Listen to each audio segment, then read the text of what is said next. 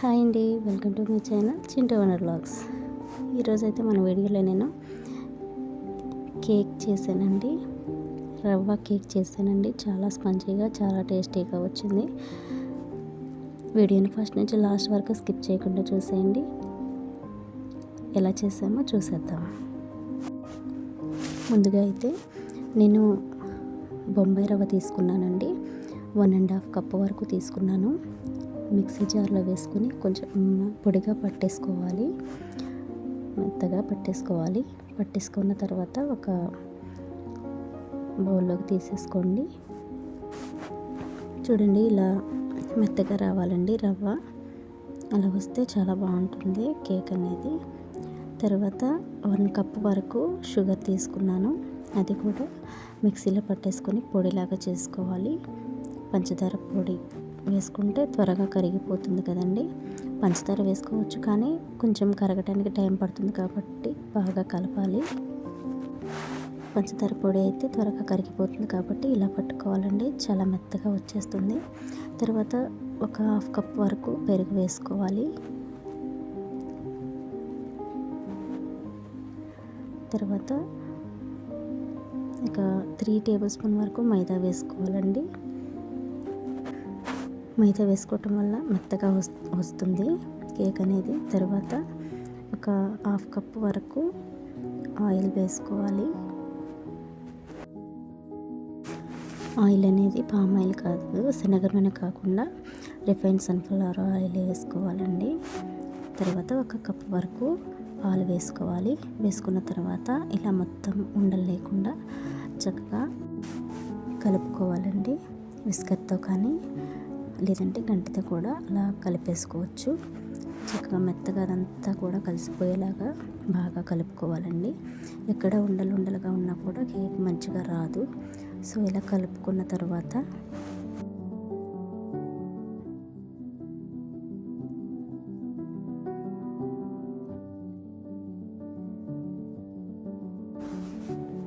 మూత పెట్టేసి పక్కన పెట్టేసుకోవాలండి.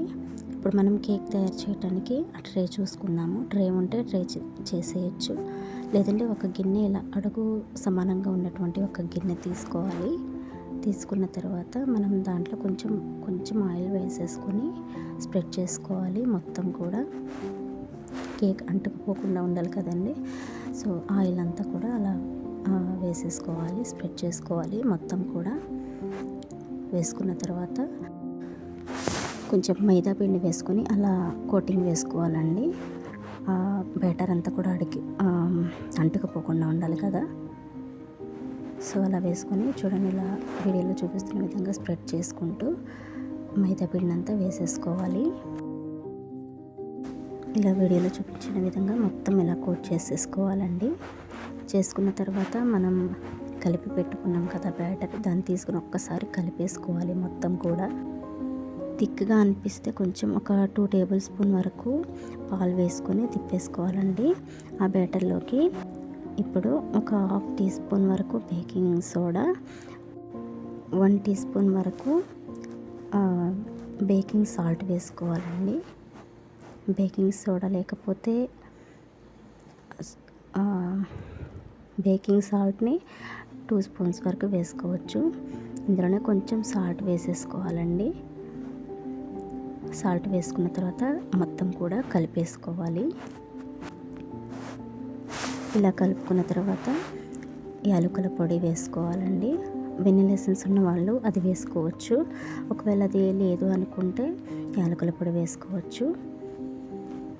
యాలకుల పొడి కూడా వేసేసుకొని మంచిగా కలిపేసుకోవాలండి.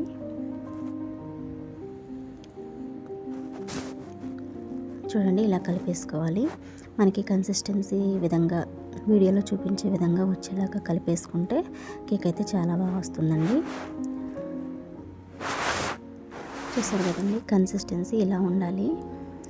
కలుపుకోవాలండి. ఎంత బాగా కలుపుకుంటే అంత మంచిగా వస్తుంది, ఫ్లఫీగా వస్తుంది కేక్ అనేది, స్పాంజీగా వస్తుంది. చూసారు కదండి, ఇలా వచ్చిన తర్వాత కన్సిస్టెన్సీ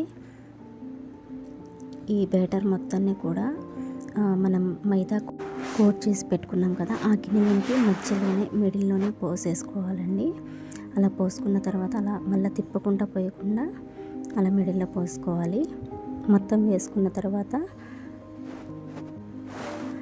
ఒక 3-4 టైమ్స్ అట్లా ట్యాప్ చేయాలండి. ఏమన్నా ఎయిర్ బబుల్స్ ఏమన్నా ఉంటే కూడా పోతాయి. సో మనము అది పెట్టేసుకోవడానికి అది పట్టేలాగా, ఆ బ్యాటర్ ఉన్నటువంటి గిన్నె పట్టేలాగా ఒక పెద్ద గిన్నె తీసుకోవాలి. అందులో స్టాండ్ పెట్టేసి గిన్నెకి పెట్టేటువంటి గిన్నెకి మధ్యలో కూడా కొంచెం గ్యాప్ ఉండాలి. సో గిన్నె తీసుకున్న తర్వాత ఒక 5 minutes వరకు వేడి చేసుకోవాలండి. ఫస్ట్ ఏమీ లేకుండా అలా స్టాండ్ పెట్టేసి ఇప్పుడు మూత తీసి 5 minutes తర్వాత మనం కలిపి పెట్టుకున్నాం కదా బ్యాటరు, అది జాగ్రత్తగా ఆ చేతులకు అంటుకుంటుందండి. ఆల్రెడీ మనం వేడి చేసాం కదా. ఇప్పుడు చూడండి, ఆ బ్యాటర్ పెట్టినటువంటి గిన్నెకి, వేడి చేసే గిన్నెకి మధ్యలో గ్యాప్ ఉండాలండి. పెట్టి మూత పెట్టేసి మీడియం ఫ్లేమ్లో పెట్టేసుకుని మనకు కేక్ తయారవడానికి 45 minutes వరకు పడుతుందండి. మనం మూత పద్దాక తీసి చూడకుండా హాఫ్ ఆఫ్ ద టైంలో చూసుకోవాలి. ఇది ఒక 10 minutes తర్వాత ఇలా ఉంటుందండి. చూపించడం కోసం నేనైతే ఇట్లా ఒక 10 minutesకి ఒకసారి అలా తీసాను. నేను ఒక 40 minutesకి అట్లా తీసానండి. అదే కేక్ అయితే అయిపోవచ్చింది. చూడండి, ఇట్లా ఫోర్క్తో కానీ నైఫ్తో కానీ గుజ్జు చూసినప్పుడు ఏం అంటుకోకుండా వస్తే కేక్ అయిపోయినట్లేనండి. సో కొంచెం అట్లా అంటుకునేది ఉంది కాబట్టి కొద్దిసేపు మళ్ళీ మూత పెట్టి తీసి చూశాను. సో ఇప్పుడైతే వచ్చేసింది, ఏమంటుకోకుండా వచ్చింది. సో కేక్ అయితే అయిపోయిందండి. స్టవ్ ఆఫ్ చేసుకుని గిన్నె జాగ్రత్తగా చేతులు అట్లా కాలకుండా తీసేసుకోవాలండి. తీసుకొని ఆరిపోవాలి. పూర్తిగా చల్లారిన తర్వాత నైఫ్తో ఎడ్జెస్ అట్లా కట్ చేసుకొని చాలా ఈజీగా వచ్చేస్తుందండి, అంటుకుపోదు. ఎడ్జెస్ ఇలా కట్ చేసుకొని మొత్తం చుట్టూ తీసేసుకోవాలండి. చుట్టూ తీసేసుకున్న తర్వాత ఒక ప్లేట్ గిన్నెపై పెట్టేసి తిరగేస్తే కిందకి ఉల్టా చేసుకోవాలి. చేసుకుంటే అందులో ఉన్నటువంటి కేక్ అనేది ప్లేట్లోకి వచ్చేస్తుంది. సో ఈ ప్రాసెస్ ఇక్కడ దింపిన తర్వాత పూర్తిగా చల్లారాక చేసుకోవాలండి. కొంచెం టైం లేక అట్లా చేసేసాను. కొంచెం వేడిగా ఉంది ఇంకా. సో పూర్తిగా చల్లారాకైతే ఇబ్బంది లేకుండా అయితే ఈజీగా వచ్చేస్తుంది. సో ఒక 3-4 టైమ్స్ అలా ట్యాప్ చేస్తే గిన్నెలో ఉన్నటువంటి కేక్ అనేది కిందకి పడిపోతుంది ప్లేట్లోకి. సో కేక్ అయితే రెడీ అయిపోయిందండి. చాలా బాగా వచ్చింది, స్పాంజీగా, టేస్టీగా చాలా బాగుంది. సో ఇప్పుడు ఈ కేక్ని ప్లేట్లోనే ఉంచి వేసుకొని సర్వ్ చేసుకుంటే చాలా బాగుంటుందండి. చూడండి, కేక్ అవుట్పుట్ అయితే ఇలా వచ్చేసింది. సో ఇదే మాకు ఈరోజు మా బాబు బర్త్డే కేక్. ఇది కేక్ అయితే కట్ చేస్తున్నాడండి చాలా హ్యాపీగా. సో బర్త్డే అయితే ఈరోజు ఇలా అయితే అయిపోయింది. వీడియో మీకు నచ్చినట్లయితే లైక్ చేయండి, షేర్ చేయండి, సబ్స్క్రైబ్ చేసుకోండి నా ఛానల్ని. మీరు ఇచ్చే లైక్ కొంచెం ఇంకా వీడియోస్ తీయడానికి అని చెప్పేసి మాకు చాలా హెల్ప్ అవుతుంది, చాలా హ్యాపీగా ఉంటుంది. సో మీకు నచ్చితే లైక్ చేయండి.